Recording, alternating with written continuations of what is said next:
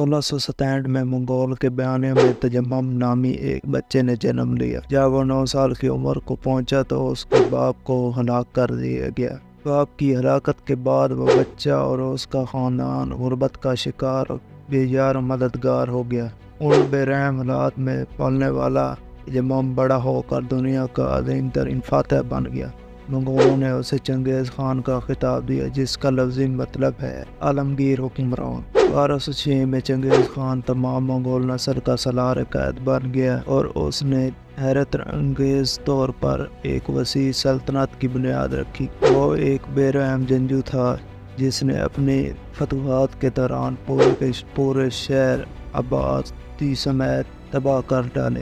اس کے باوجود وہ اپنی سلطنت میں امن قائم رکھنے میں کامیاب رہا۔ 1227 میں چنگیز خان ایک وقار کے باعث ہلاک ہو گیا، لیکن منگولوں نے اپنی سلطنت کو وسعت دینے کا سلسلہ اس کے بعد بھی جاری رکھا۔